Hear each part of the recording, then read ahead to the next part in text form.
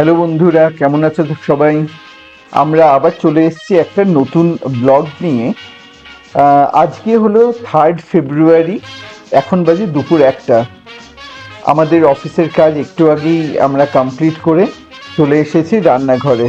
আজকে সন্ধেবেলা আমাদের ঘরে কিছু বন্ধু আসছে, তাদেরকে কি খাওয়াবো সেই চিন্তা ভাবনা করে আমরা আজকে শুরু করেছি মাটন বিরিয়ানি। তো ভাবলাম তোমাদেরকেও একটু দেখাই গোটা প্রসেসটা আমরা কিভাবে কি করছি। মৌমিতা নতুন জামা পরে, লিপস্টিক মেখে, স্নো পাউডার মেখে, চোখে আইলাইনার নিয়ে, কানে দুল পরে রান্নাঘরে চলে এসছে রান্না করার জন্য। মৌমিতা এখন পেঁয়াজগুলোকে ছোট ছোট করে কাটছে, কারণ আহ, বিরিয়ানির একটা খুব মানে মেন জিনিস হলো যে ওদের যে ব্রাউন পেঁয়াজটা, সেই ব্রাউন ভাজা পেঁয়াজটা কিন্তু অনেক জায়গাতেই ওটা কাজে লাগে। একদিকে যখন আমাদের পেঁয়াজ কাটার কাজ অলমোস্ট শেষ, তখন আমরা একটা ছোট্ট বাটিতে নিয়ে এসেছি মিক্সার গ্রাইন্ডারে একটুখানি আদা আর বেশ কতগুলো রসুন। এরপরে সেটাকে কিন্তু ভালো করে আদা রসুনের একটা পেস্ট করে নেওয়া হবে, যেটা কিনা কাজে লাগবে আমাদের মাংসর প্রিপারেশনটা তৈরি করার সময়। তো যাই হোক, মৌমিতা এখন এই মাংস এটাকে পেস্ট করছে।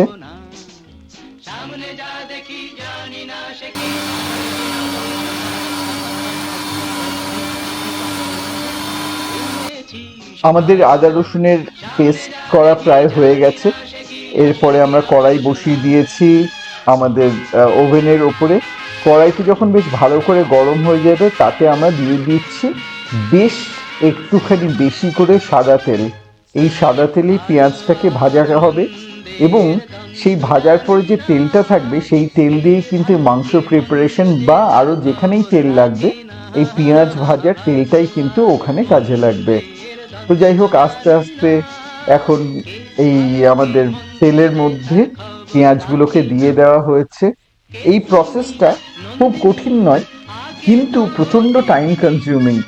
এই পেঁয়াজগুলোকে অল্প আঁচে ভাজতে সময় লাগলো প্রায় 1-1.5 ঘন্টা।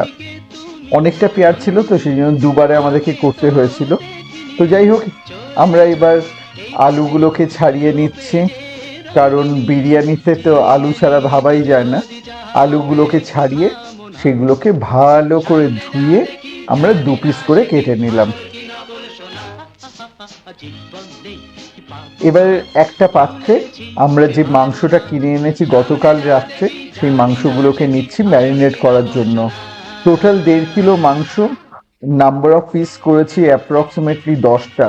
তো বুঝতেই পারছো 150 গ্রাম মতো হয়েছে এক একটা পিসের ওয়েট।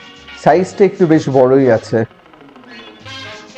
এখানে আমরা মাংসটাকে ম্যারিনেট করেছি, তাতে দিয়েছি কাশ্মীরি লাল একটু বেশি করে, হলুদ, তারপরে বিরিয়ানি মশলা, একটুখানি কেওড়া ওয়াটার গন্ধের জন্য, প্লাস আরও দিয়েছি যে ধনে গুঁড়ো, জিরে গুঁড়ো, তারপরে গোটা জিরে। আর সব থেকে বেশি যেটা দেওয়া হয়েছে সেটা হচ্ছে টক দই। প্রায় 500 গ্রামের বেশি টক দই দিয়ে সেটাকে ভালো করে ম্যারিনেট করে নেওয়া হয়েছে। ম্যারিনেট করে এই জিনিসটা আমরা রেখেছি অলমোস্ট 1 ঘন্টা 1.5 ঘন্টা। তার কারণ যতক্ষণ না পর্যন্ত বাকি কাজগুলো হয়, মাংসের প্রিপারেশনটা তো আর বসানো যাবে না, প্লাস পেঁয়াজটাকে রেডি হতে হবে। পেঁয়াজ রেডি হতেই অনেকটা টাইম লেগে গেছিল। এখন বাজে দুপুর 3:30। খুব খিদে পেয়ে গেছে, সেই জন্য আজকে আমাদের দুপুরের মেনু ডাল আর আলু ভাজা, আর তার সাথে একটু ডিম ভাজা। সেই ডাল, আলু ভাজা, ডিম ভাজা আমাদের রেগুলারের যে ডাইনিং টেবিল আমাদের বারান্দাতে রাখা আছে। এটা আমাদের দুপুরের লাঞ্চের জন্য আমরা এই টেবিলটা ইউজ করি। খুব আরাম করে এখানে আমরা লাঞ্চটা করে নিলাম। করে নিয়ে তাড়াতাড়ি ফিরে এসেছি রান্নাঘরে। মৌমিতা এখন আলুগুলোকে একটা একটা করে ভেজে নিচ্ছে গরম তেলের মধ্যে। আলুগুলোকে একটু ভালো করে ভাজতে হবে, না হলে কিন্তু আলুগুলো শক্ত থেকে যাবে।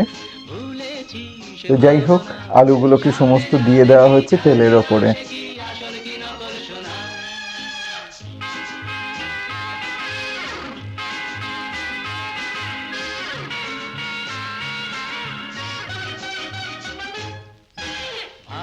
আলু ভাজার কাজ শেষ। এবার আমরা মাংসগুলোকে একটা একটা করে দিয়ে দিচ্ছি। মাংসগুলোকেও ভালো করে মানে কষিয়ে নিতে হবে, এবং কষিয়ে নেওয়ার পরে যখন অনেকক্ষণ কষানো হয়ে যাবে সেটাকে কিন্তু প্রেসারে একটা বা দুটো হুইসেল দিয়ে নিতে হবে, যাতে মাংসগুলো খুব সফট হয়ে যায়। তো যাই হোক, মাংসের এখন মানে প্রিপারেশনের কাজটা শুরু হয়ে গেছে। একটু পরে দেখতে পাচ্ছ কি সুন্দর কালার এসছে, আর যেহেতু বিরিয়ানির গন্ধটাও দেয়া হয়েছে, অসাধারণ সুন্দর একটা বিরিয়ানির স্মেলও এখান থেকে আসছে। গোটা ঘরটা আমাদের একেবারে বিরিয়ানির গন্ধে ভরপুর।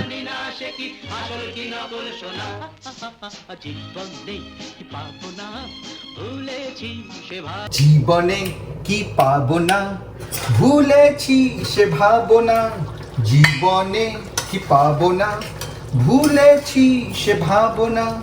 সামনে যা দেখি জানি না সে কি আসল কি নকল সোনা। সামনে যা দেখি জানি না সে কি আসল কি। যদি সব ছাড়িয়ে দুটি হাত বাড়িয়ে হারাবার খুশিতে যাই শুধু হারিয়ে। যদি সব ছাড়িয়ে দুটি হাত বাড়িয়ে হারাবার খুশিতে যাই শুধু হারিয়ে। যেতে যেতে কারো পায়ে থমকে দাঁড়াবো না। সামনে যা দেখি জানি না সে কি আসল কি নকল সোনা। সামনে যা দেখি জানি না সে কি আসল কি নকল সোনা। রান্না করতে করতে একবার এসে দাঁড়িয়েছি বারান্দায়, এসে দেখি আমাদের সামনের যে হর্স রাইডিং ক্লাবটা আছে ওখানে বিকেলবেলা বাচ্চারা চলে এসছে, এবং এসে ওরা কিন্তু ঠিক ঘোড়া চালানো শিখছে। ঘরের সামনেই ঘোড়া চালানো, ঘোড়াগুলোকে দেখতে পেয়ে কিন্তু বেশ ভালো লাগে। আর এই হর্স রাইডিং ক্লাবের পাশেই আছে একটা স্পোর্টস একাডেমি, যেখানে এই বিকেলবেলাতে বাচ্চারা এসে খেলাধুলা করছে, ফুটবল, ক্রিকেট, আরও বিভিন্ন বিভিন্ন খেলাধুলা এখান থেকে করে ওরা। তো যাই হোক, মাঝে মাঝে রান্না করতে করতে এসে বারান্দায় দাঁড়াচ্ছি, একটু এনজয় করছি, আবার ফিরে যাচ্ছি রান্নাঘরে। মাংসের প্রিপারেশন অলমোস্ট শেষ। মাংসের টাকে এবার আমরা দিচ্ছি প্রেসারে, দুটো হুইসেল দিয়ে দেবো বলে। এর মাঝে কি হয়েছে, এর মাঝে আমাদের যে রান্নার যে জায়গাটা যেখানে আমাদের বিরিয়ানিটা হবে, সেটা কিন্তু প্রচণ্ড ছোট। আইডিয়া ছিল না যে 7-8 জন বা 6 জন লোকের জন্য যদি বিরিয়ানি করতে হয়, আমাদের যে জায়গাটা আছে সেটা সাফিসিয়েন্ট নয়। সেই জন্য হঠাৎ করে চালটা বসানোর পরে বুঝতে পেরেছি যে খুব বড় ভুল হয়ে গেছে, আরও বড় জায়গা লাগবে। আমি দৌড় মেরেছি একটা বড় জায়গা কেনার জন্য। গাড়িটাকে নিয়ে গেছি, এক্স্যাক্টলি 5 মিনিটের মধ্যে একটা বড় জায়গা কিনে ফেরত এসেছি ঘরে। দেখতে পাচ্ছ এই যে বড় যে জায়গাটা, সেটা আমি একটু আগেই কিনে এনেছি। ठीक है ये दे दो फटाफट एकदम जल्दी से।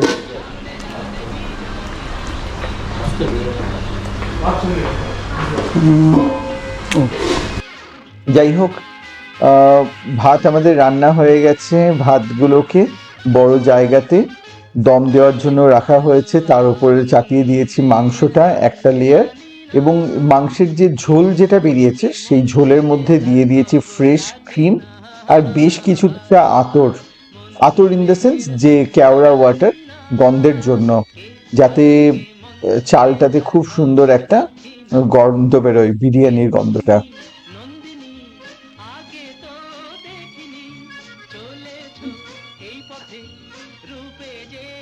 এরপরে এটাকে কিন্তু খুব ভালো করে মিশিয়ে নিতে হবে।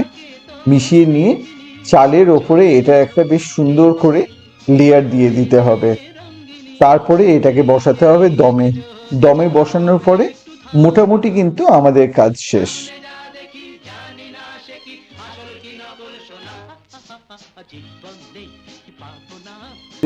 ভাত হয়ে গেছে, এবার যে ঝোলটাকে আমরা প্রিপেয়ার করলাম সেটা দিয়ে কিন্তু আমরা লেয়ার করে দিচ্ছি।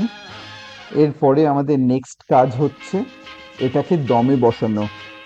তো দমে বসানোর জন্য কিন্তু একটুখানি আটার তৈরি করে সেটাকে চারিদিকে এটাকে ভালো করে বন্ধ করে দিতে হবে, যাতে ওর ভেতরের যে স্মেলটা হাওয়াটা বেরিয়ে না আসে। আর সেইটাকে দিয়ে দমে বসিয়ে রাখতে হবে। এবার যত বেশিক্ষণ এটাকে দমে বসিয়ে রাখা যায় তত বেশি মাংসটা সুস্বাদু হবে, আলুটা ভালো করে সেদ্ধ হয়ে যাবে, রাইসগুলো ভালো করে সেদ্ধ হয়ে যাবে। যাই হোক, এদিকে আমাদের রাইস তো অলমোস্ট তৈরি হয়ে গেছে।